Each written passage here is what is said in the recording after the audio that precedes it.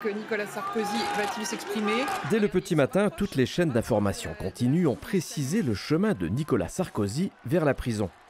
Avec toutes sortes de détails sur sa cellule, équipée notamment d'une douche, d'une télévision et d'un téléphone fixe. Pour rappeler une liste en fait de numéros qui a Un moment unique dans l'histoire de la République française. La voiture est repartie. Avec des allures de télé-réalité en direct. Alors que pendant ce temps, ses partisans pestent contre la justice française. Ce qui se passe aujourd'hui est juste invraisemblable. Mettre un président de la République qui n'a pas pu bénéficier de la présomption d'innocence en prison, c'est tout simplement inacceptable.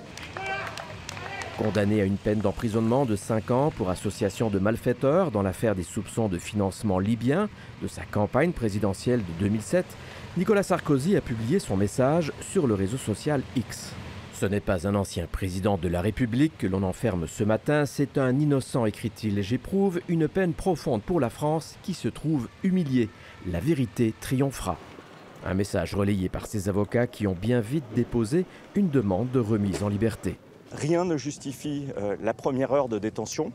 Il y est pour un minimum de 3 semaines ou 1 mois, puisque la Cour d'appel a 2 mois pour statuer sur une demande de mise en liberté, et le délai moyen à la Cour d'appel de Paris, c'est 1 mois. Lors du prononcé de la condamnation de Nicolas Sarkozy il y a 3 semaines, les avocats de la poursuite ont insisté sur la légitimité de la peine. Vous avez évidemment une peine qui est substantielle, qui a été prononcée à l'encontre de Nicolas Sarkozy, mais cette peine est parfaitement conforme à la gravité des faits en cause. De passage en Slovénie, Emmanuel Macron, qui a accueilli Nicolas Sarkozy à l'Élysée la veille de son incarcération, a gardé son devoir de réserve.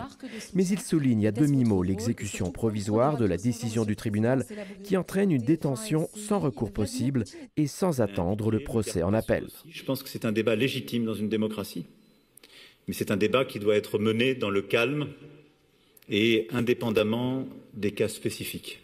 Il reste que pour la première fois dans l'histoire de la République, un ex-président passera sa première nuit dans sa prison parisienne. Ici Frédéric Arnould, Radio-Canada, à Paris.